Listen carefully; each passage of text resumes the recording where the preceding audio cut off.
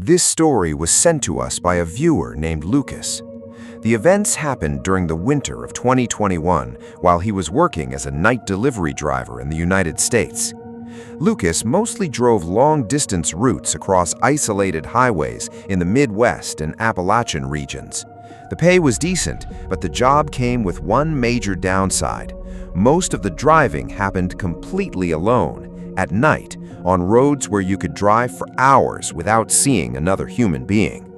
According to Lucas, there was one specific route he hated more than anything else: a desolate highway cutting through the Appalachian Mountains. No towns, no traffic, no signal, just endless forest. And after what happened that night, he swore he would never drive that road again. It was around 11:40 p.m. when Lucas finished his final delivery in rural Kentucky.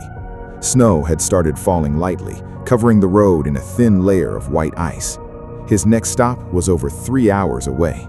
Normally, he would have taken the interstate, but his phone GPS suggested a shorter route through the mountains. Lucas didn't question it.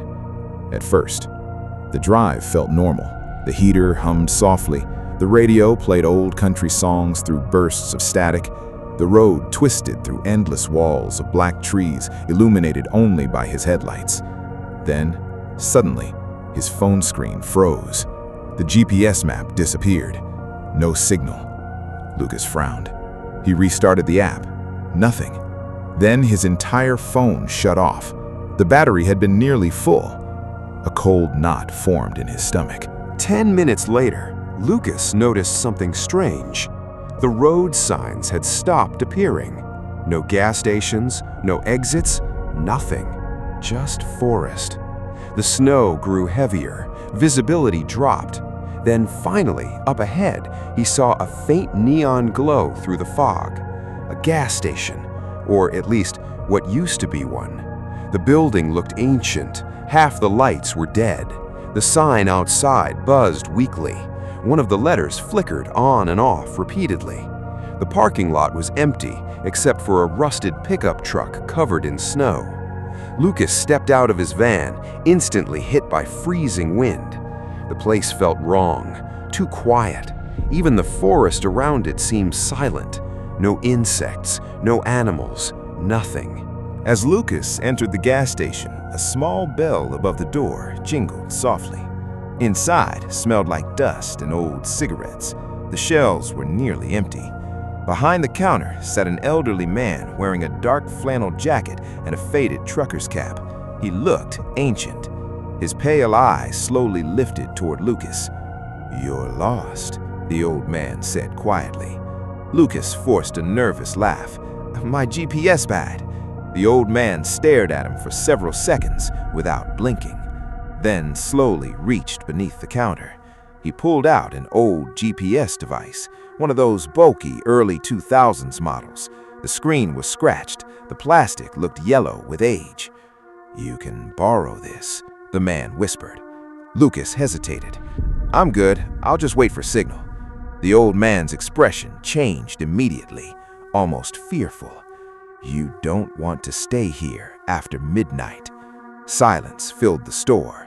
Then the power flickered once. Outside, Lucas thought he saw movement between the trees, tall shapes standing motionless in the dark, watching the station. Lucas quickly grabbed the GPS. "How much?" The old man shook his head slowly. "No charge." Then he leaned closer and whispered, "If it tells you not to look at something, don't."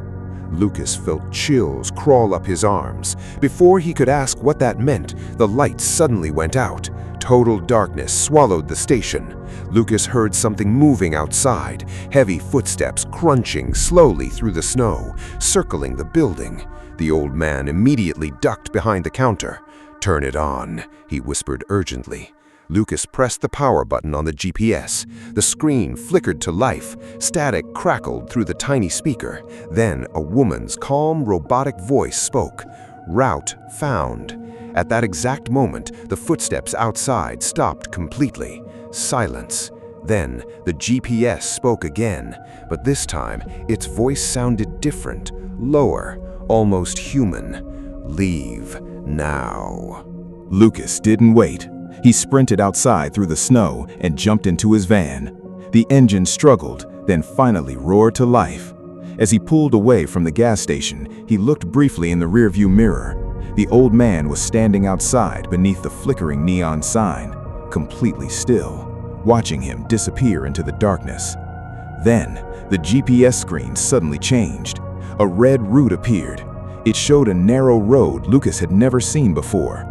No road name, no markings, just a thin red line leading deeper into the mountains. Turn left in 500 feet. Lucas frowned. This road isn't on the map. Static hissed softly from the speaker. Then the voice answered him. You're not on the map anymore. Lucas's hands tightened around the steering wheel. He laughed nervously. Okay, not funny. No response, only static. The snowstorm worsened. The normal highway slowly disappeared behind him as he followed the strange back road into the forest. The trees became unbelievably dense, towering black shapes pressing close against the road. Then the GPS spoke again. Reduce speed. Lucas glanced down.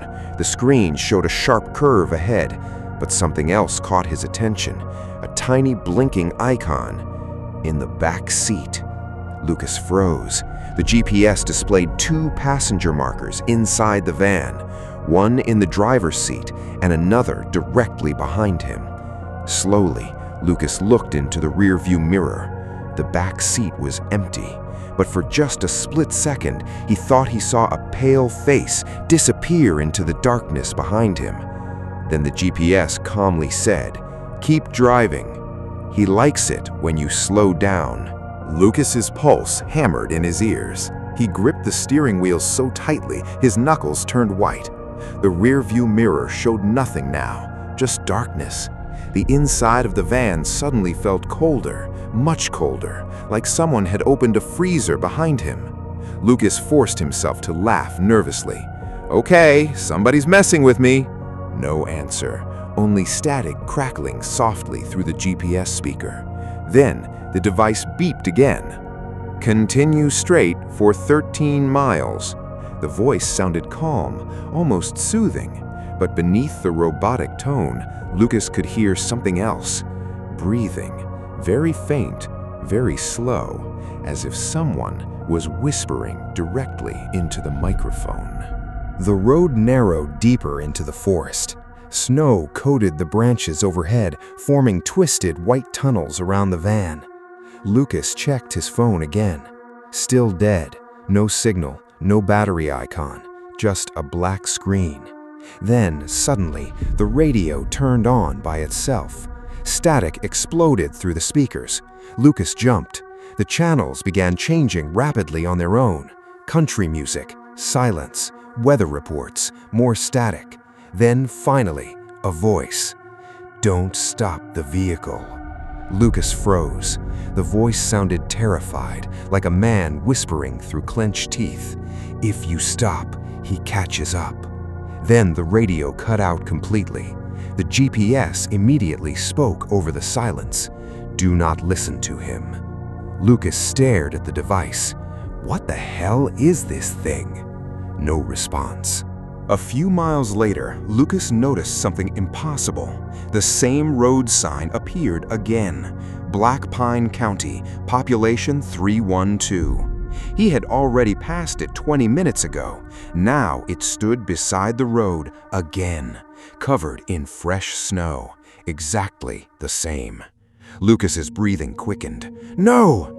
He accelerated. The trees blurred past faster, but 10 minutes later, the sign appeared again. Same sign, same scratches, same broken corner hanging loose.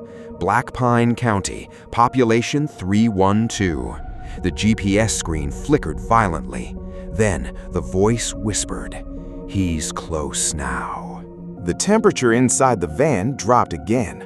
Lucas could suddenly see his own breath. Then he heard it. A soft sound behind him. Tap, tap, tap, like fingernails lightly tapping against glass. Lucas slowly looked toward the rearview mirror again. At first, nothing. Then, lightning flashed across the forest outside, and for one horrifying second, the mirror reflected a figure sitting in the back seat. Tall, unnaturally thin, its head bent sideways at an impossible angle. Its skin looked pale gray, and its eyes completely black. Lucas nearly swerved off the road. He whipped around physically. The back seat was empty again, but now the tapping sound had stopped. The GPS beeped loudly. "Turn right, ahead." Lucas looked forward. A dirt road appeared between the trees. It looked abandoned, almost swallowed by the forest. No chance. Lucas kept driving straight. Immediately, the GPS voice changed. Its calm tone vanished. Now it sounded angry. "Turn right." Lucas ignored it. The screen suddenly glitched violently. The image distorted into static. Then, for a split second, Lucas saw a photograph flash across the screen. It was his van, taken from somewhere deep in the woods, like someone had been watching him from the trees. Then another image appeared. Lucas's blood froze. The photo showed the inside of his van, the driver's seat, taken from the back seat. Lucas slammed on the brakes. The van skidded violently across the icy road. His chest rose and fell rapidly. Nope. He grabbed the GPS device. I'm done with this. He rolled down the window slightly, preparing to throw it into the forest. But before he could, the device suddenly screamed. Not beeped, screamed. A loud, distorted human scream exploded through the speakers. Lucas dropped it instantly. Then, the voice whispered calmly again. He doesn't like being abandoned. At that exact moment, something slammed against the roof of the van. Thud. Lucas gasped. Another impact. Thud. Thud. Something heavy was crawling above him, slowly, dragging itself across the metal roof. Lucas looked upward in horror as dents began appearing overhead. Then, long fingers slowly slid down across the windshield from the outside. Lucas's entire body locked in terror. Those fingers on the windshield, they weren't human.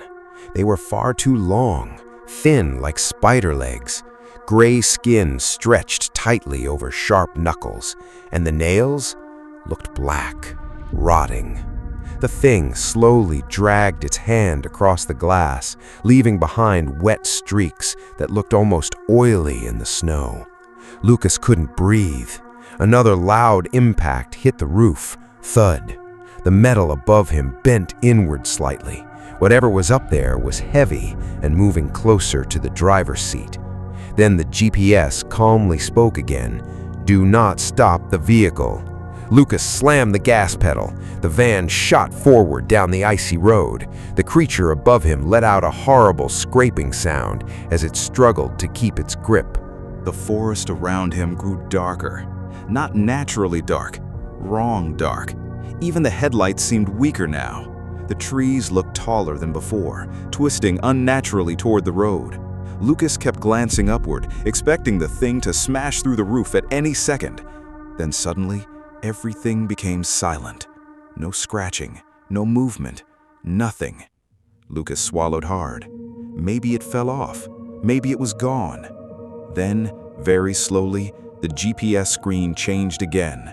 The map zoomed inward automatically. A tiny blinking red dot appeared, directly above the driver's seat. The thing was still on the roof, right above his head. Lucas nearly panicked. The GPS voice lowered into a whisper. He can hear fear. Then the trees beside the road began moving. At first, Lucas thought it was wind, but there was no wind. The branches were bending inward, like something massive was moving between them, keeping pace with the van. Lucas stared ahead, trying not to look sideways. Then the GPS spoke again. "Do not look at the trees." Immediately, Lucas made the mistake. He glanced left and saw them. Faces. Dozens of pale human faces standing silently between the trees. Some looked old, some young, some barely looked human anymore. All perfectly still, watching the van pass. their black eyes reflected in the headlights. None of them blinked. Lucas jerked his eyes back to the road. "Oh my God!" The GPS crackled softly. "He saw you looking." The van suddenly began shaking violently. Something on the roof started moving fast now, running from the back towards the windshield. Lucas screamed as a pale face slammed upside down against the glass above him, its mouth stretched unnaturally wide, its black eyes locked directly onto Lucas. Then it smiled. The windshield cracked instantly. Lucas swerved hard across the snowy road. The van nearly flipped into the ditch. The creature vanished back onto the roof. Then, silence again. Lucas's breathing became ragged. His hands trembled uncontrollably. The GPS suddenly announced, "Destination ahead." The road opened into a clearing deep within the forest. Lucas slowed slightly and froze. Ahead of him stood an enormous iron gate. Beyond it, a cemetery, ancient, overgrown, endless rows of crooked gravestones covered in snow. Lucas whispered, "No." The GPS beeped softly. "You have arrived at your destination." The gates slowly creaked open by themselves. Lucas immediately threw the van into reverse, but the engine suddenly died. Everything went dark. Headlights off, dashboard dead. Only the GPS screen remained glowing faint red inside the van. Then, movement. All around the cemetery. Figures emerging slowly between the graves. Tall silhouettes drifting silently through the snow. Lucas frantically turned the key again. Nothing. Then, the GPS screen changed one final time. The map disappeared completely. Instead, a photograph appeared. A gravestone. Fresh snow covering the ground around it. And carved into the stone was Lucas's full name. Lucas Carter, born 1993, died tonight. Lucas stared at the screen in horror. "No, no, no!" Then something tapped lightly on the driver's side window.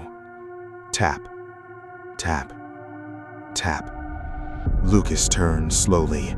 Standing outside the van was the old man from the gas station, except now he looked different, much older, his skin pale and sunken. Snow covered his shoulders and his eyes completely black.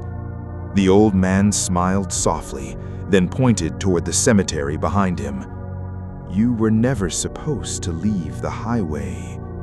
Lucas backed away from the window. "What are you?" The old man's smile widened unnaturally. Then he whispered, "You picked up the route." Suddenly, the GPS spoke again, but now the voice sounded terrified. "Run." Lucas reacted instantly.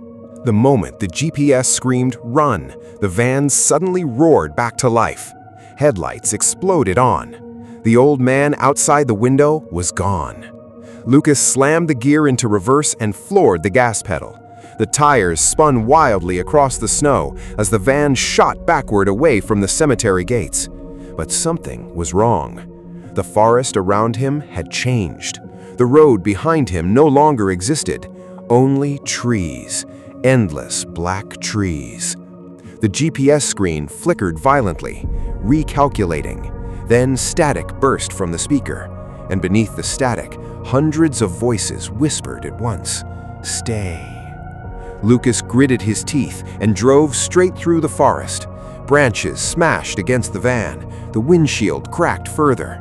Something massive moved between the trees beside him, keeping pace in the darkness. Then, the asked figures appeared again. Dozens of pale faces standing silently among the snow-covered woods, watching, waiting. Lucas kept driving, faster, ignoring the screams of metal and the shaking steering wheel. Then, suddenly, his headlights illuminated a familiar sign, Route 66, East, the real highway. Lucas burst onto the empty road at nearly 70 miles per hour. The moment his tires hit the pavement, everything stopped.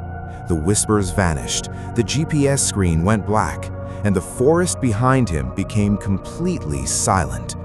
Lucas didn't slow down. He drove for nearly 2 hours straight before finally pulling into a truck stop just before sunrise. His entire body shook uncontrollably. He grabbed the old GPS from the passenger seat. The screen was cracked now, dead. But taped to the back of the device, Lucas noticed something he hadn't seen before. A faded piece of masking tape with a handwritten date, December 14th, 1998. And underneath it, 3 words, "Return to driver." Weeks later, Lucas tried finding the gas station again. It wasn't on any map. No locals recognized the description. And according to highway records, that section of road had been abandoned after a series of disappearances in the late 1990s. Drivers gone without a trace. Vehicles later discovered deep in the woods, empty. But the most disturbing part happened 3 nights later. Lucas woke up around 2:13 a.m. to hear a soft electronic voice coming from his kitchen. Route found. He froze. Slowly, he walked toward the sound, and sitting on the kitchen table, plugged into nothing, was the old GPS, its screen glowing red in the darkness, showing a new route, starting from his house.